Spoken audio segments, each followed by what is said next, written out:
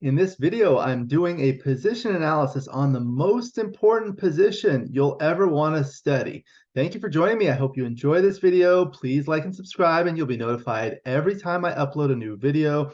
Please let me know what you think in the comments below and what you'd like to see in future videos so I can work on that. My book, Backgammon, Backgame Strategies, is now available. There's a link in the description where you can buy it. If you're interested in lessons, please email me. My email address is in the description. So this is an early game position analysis, and this is the earliest position possible. It's a position analysis of the opening position.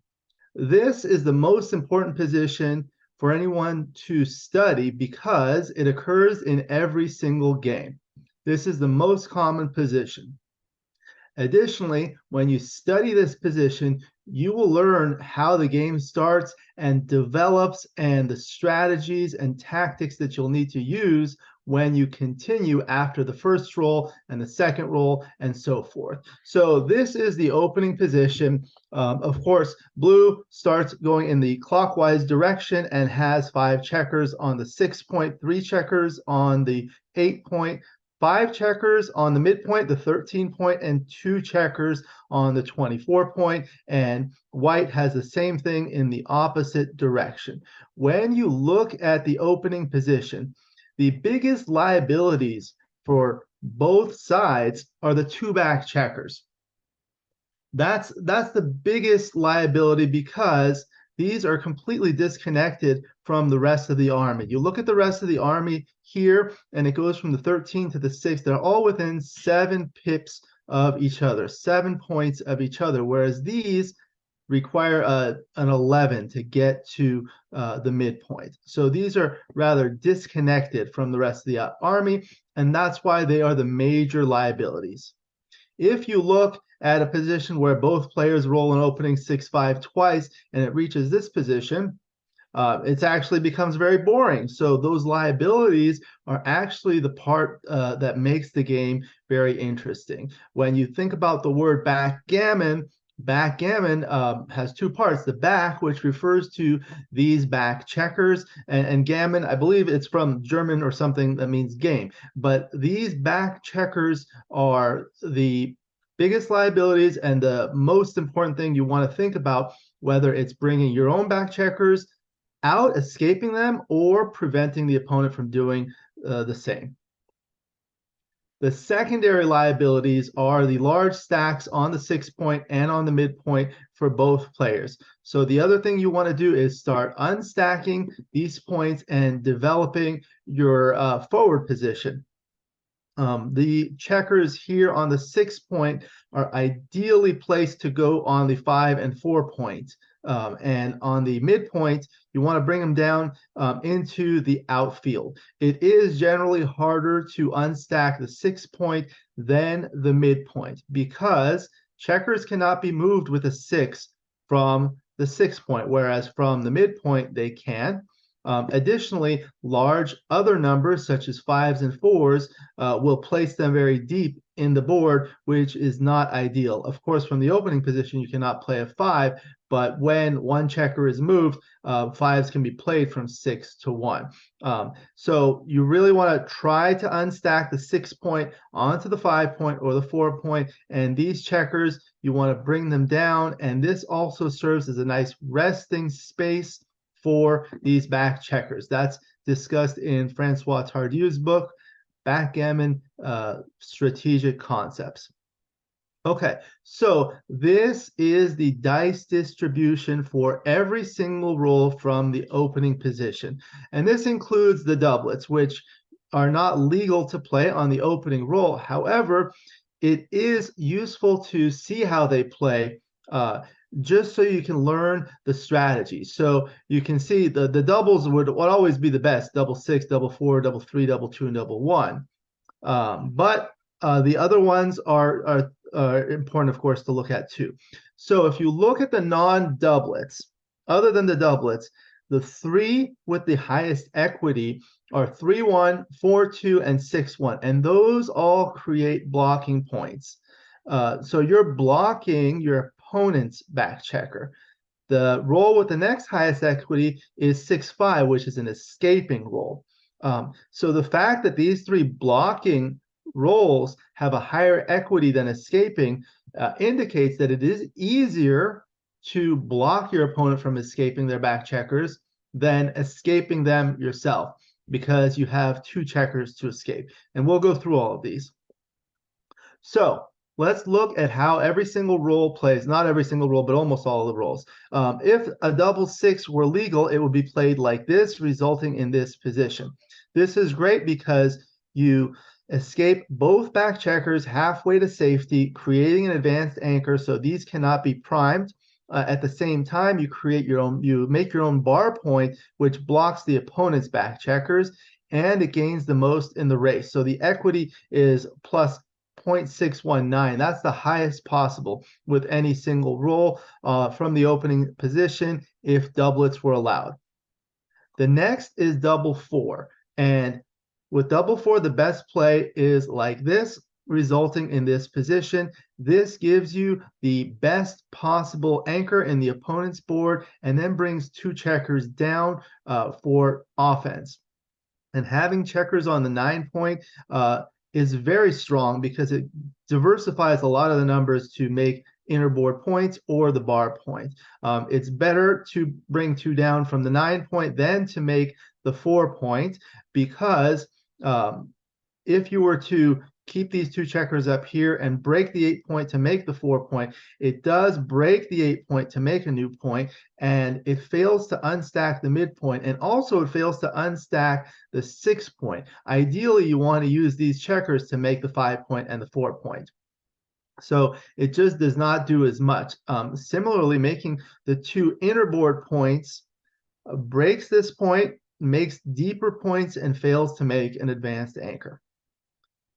Next is double three. So double three is actually best played differently than the double four. With the double three, you bring in two checkers from the 8 point to the 5 point, making the 5 point, and unstack the heavy 6 point, making the 3 point. The reason why it's not correct to advance this anchor is for a couple of reasons. First of all, when you make the 21 point anchor, it's not as valuable as the 20 point anchor when you can do that with a double four. Second, it's that when you make these two inner board points, you make the 5 point and the 3 point, which is a much stronger offensive structure than having the 4 point and the 2 point. It provides much more priming value. So that's double three. Next is double two. And double two, the best play is to actually bring two checkers down from the midpoint, two checkers down from the 6 point, unstacking both heavy points, making an inner board point and making another outer board point, which blocks the 6-4. This is a very strong roll too. And here again, you leave your back checkers alone because the gain from making the 22 point is not as strong as bringing two more checkers into the zone. For offensive power, they bear on the 7 point and the 5 point, so you can subsequently make some of these points, or even the 9 point with a 4-2. The next best one is double one, where you could do the same idea and make two offensive points, and this blocks the back checkers from 6s, 5s, and 4s, although it does leave a blot, and it fails to unstack the midpoint, and it fails to get these things moving. This is a very strong play. Next is the first non-doublet. So 3-1 is the best roll you can have that's legal to roll. That's a non-double. And the way it's played is like this. It unstacks the heavy 6 point perfectly to the place that you want it to go, namely the 5 point, and it makes the 5 point with the 8 point. This creates the two highest inner board points, which work well for blitzing and priming. It increases the number of dancing rolls from 1 to 4 should you hit a checker, and at the same time it provides better blocking value from the back checkers than any other inner board point, because it's much easier to make a prime, a solid prime, with a 6-1 for example, or double threes can make it here, or a 4-2 will make a solid 3 prime. The next best roll would be 4-2, which does the same thing, but now it makes the 4-point, which is inferior to the 5-point because there are two gaps here. However, it is still a very strong opening roll.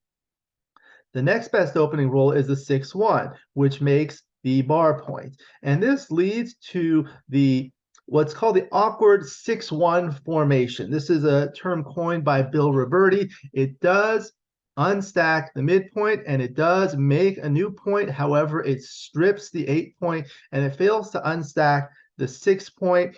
And what happens is on your subsequent rolls, it's going to be very difficult to make an inner board point without breaking one of these outer board points. So you're going to have to give something up to make an inner board point. That's the negative of the 6-1 formation. However, the equity is still plus 0.161. And then the next best roll is the 6-5, which actually escapes one of your checkers. So now you only have one back checker back versus two.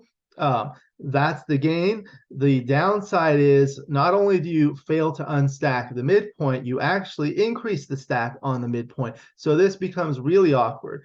Anytime you have 5 or more checkers on a point, it becomes awkward, it becomes inflexible, and you really want to focus on unstacking the point if possible. So that's what you're going to want to be thinking about in the future. Additionally, it does not provide any offensive development in terms of bringing extra checkers into the zone or unstacking the 6-point. 5-3 is the next best roll, which does make an inner board point. Again, it's deeper than the 5-point and the 4-point. However, the fact that it is an inner board point is valuable. In the past, people used to bring 2 down or possibly slot the 5-point or split the back checkers and bring 1 down. Now we know that this is the best play. Then another roll is the 5-4, where it's best to split. You split the back checkers 24-20 and you bring 1 down 13-8, resulting in this position. So the advantages to this are that it unstacks the heavy midpoint. It brings another checker into the zone. It puts another spare on the 8-point. So now you can subsequently play doubles like double 1s, double 3s, and double 4s by making 2 more inner board points or the bar point and an inner board point without breaking the 8-point. That's big. And on the other side, you make the major split, which is splitting to the 20-point or the 21-point. And the advantage of this is that you have better coverage of the opponent's outfield. It is easier to escape or extricate one back checker because you could do it with the 7 or 9s, 10s, 11s, or 12s. And it gives you an opportunity to possibly make an advanced anchor, which does a lot. It's very valuable. So splitting does a number of good things. The other roll we'll look at here is a 2-1. The best play for a money game with a 2-1 is to unstack the 2 heavy points. You bring an extra checker into the outfield. You slot the 5-point with a checker on the 4-point because that's the best place for this to go. If your opponent hits loose with a 4, you do have good 6s from the bar to return hit. Whereas in the case of a 4-1, if you brought it down to the 9-point, you wouldn't have a good 6 from the bar. You would have a 4 from the bar. However, 4s are duplicated to enter, whereas 6s you cannot enter from the bar, so they are diversified. You need to think about diversification starting from the opening roll.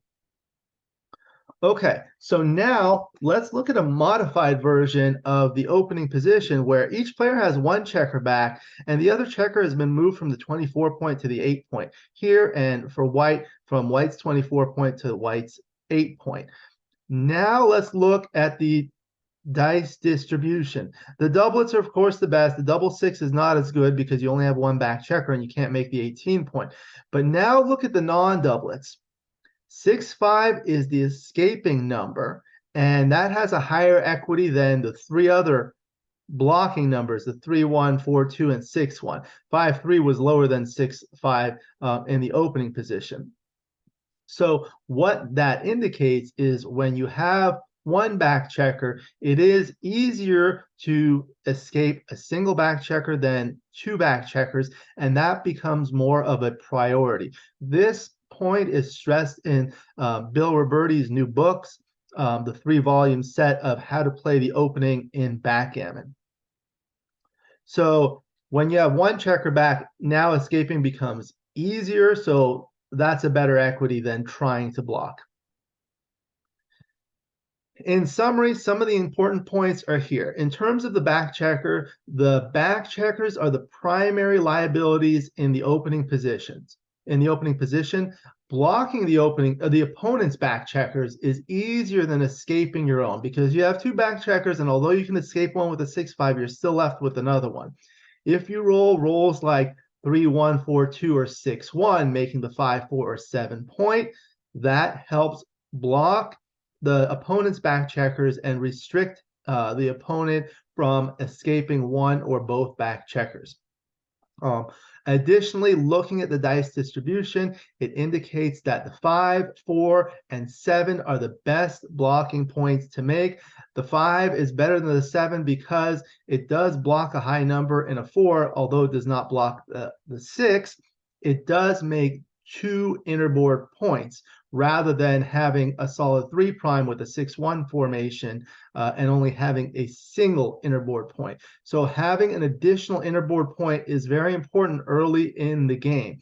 If you have 2 innerboard points versus your opponent having 1 innerboard point, you do have a significant advantage, at least in that respect. Unstacking is another important thing to do early in the game. You want to unstack the heavy points, the midpoint, the 13 point, as well as the 6 point. Again, unstacking the midpoint brings more checkers into the zone, the offensive zone, which can be used to attack the back checkers or create blocking points like the 5, 4, 7, or even the 9 point, 3 point, and 2 point. As well as other outfield points like the 10 and 11. Additionally, unstacking to the 6 point is very valuable when you're able to use it to make the 5 point or the 4 point. That's why with an opening 2-1, slotting the 5 point with a 6 from 6 to 5 is actually a very strong play, whereas slotting it with a 4-1 and a 5-1 are not quite as strong for the reasons I discussed, as well as they are they're larger numbers, so they give you better racing equity, so it hurts more to be hit there. Finally, splitting the back checkers is very important early in the game because it gives you a few different options. It provides an opportunity to make an advanced anchor. Once you split the back checkers, you're slotting one of the points to possibly make an advanced anchor. It makes it easier to escape a single checker, as we saw with the 5-4. Now the front back checker can escape with 7s or 9s or higher. It does provide a better coverage of the opponent's outfield. Even splitting with an ace gives you more fly shots to hit checkers in the opponent's outfield should the opponent bring checkers down from the midpoint onto the 9, 10, or 11 point. Splitting at the same time, splitting the back checkers does increase the risk of getting blitzed. We didn't talk about that, but after the opening roll and the second roll or the third roll, you want to think about these kinds of things. When the opponent has a lot of checkers in the zone, you have to be careful of splitting into a stack structure, or when there's a lot of checkers in the zone, because large doublets, oftentimes double 5s, double 3s, or double 4s, even double 6s sometimes, or double 2s, can really be strong attacking plays. So that was a position analysis from the most important position to learn in backgammon, the opening position. I tell people, again, this is the most important position to learn because it occurs in every single game. So remember, what are the assets? What are the liabilities? What are the strategies? What are the things you want to do? Think about escaping the back checkers, blocking the opponent from doing those, splitting your back checkers, trying to make an advanced anchor, bringing checkers into the zone. all of these things in the opening position and as it continues to develop from there. So that was the early game position analysis. Thank you for joining me. I hope you enjoyed this video. Please like and subscribe, and you'll be notified every time I upload a new video. Please let me know what you think in the comments below and what you'd like to see in future videos so I can work on that. Again, my book, Backgammon Backgame Strategies, is available. Please see the link in the description to where you can get it. If you are interested in lessons, please contact me via email. My email address is in the description. I look forward to seeing you in future videos, and until then, keep rolling your dice.